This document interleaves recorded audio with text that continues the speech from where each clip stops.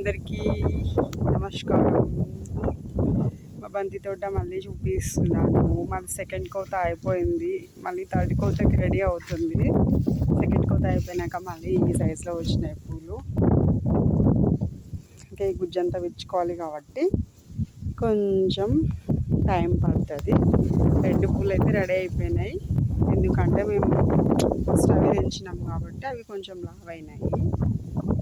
చూడండి ఎంత హైట్ పెరిగిందో. అసలు ఇది ఒక సాలు, రెండోది ఒక సాలు. ఆ సాల్కి ఈ సాల్కి మధ్యలో గ్యాపే లేదు. పూలు పెంచడానికి చాలా జాగ్రత్తలు తీసుకోవాలి.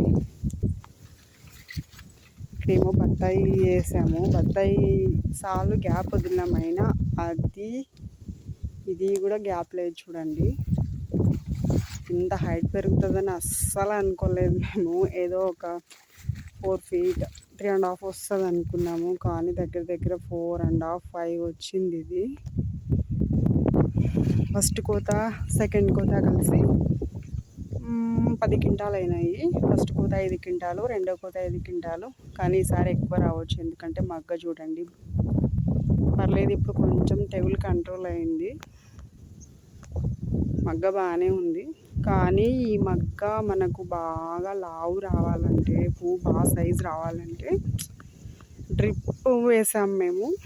డ్రిప్లో మందులు ఇచ్చుకోవాలి, మనం డ్రిప్లో మందులు ఎక్కించాలి. మెయిన్ ఏంటంటే పొటాష్ వేస్తే సైజ్ వస్తుంది, మంచి రంగు కూడా వస్తుంది. మనకు పూలు అట్లా ఉంటేనే మార్కెట్లో మంచి డిమాండ్ ఉంటాయి. మేమైతే వినాయక చవితి రోజుకి కటింగ్ అయిపోయింది.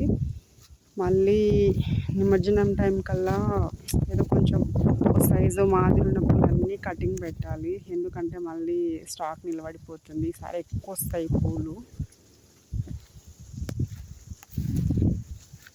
చూడండి ఇది సాలు అస్సలు గ్యాపే లేదుగా. ఇట్లా అనుకుంటూ పూలు తెంచాలి ముందు పోతూ. ఇంత ఇదిగా ఎప్పుడు రాలేదు, వర్షాలు ఎక్కువైనాయి కాబట్టి మనకి చాలా హైట్ వచ్చింది, చాలా గ్యాప్ అయినట్టు వచ్చింది. ఒకసారి తోట అంతా చూపిస్తాను చూడండి, అక్కడి నుంచి స్టార్ట్.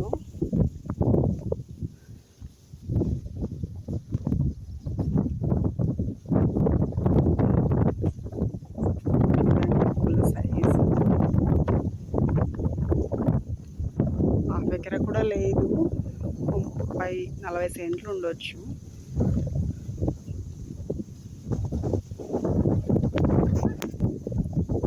అంతే ఈ వీడియో.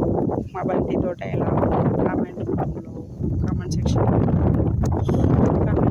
చెప్పండి. అంతే వీడియో. బాయ్.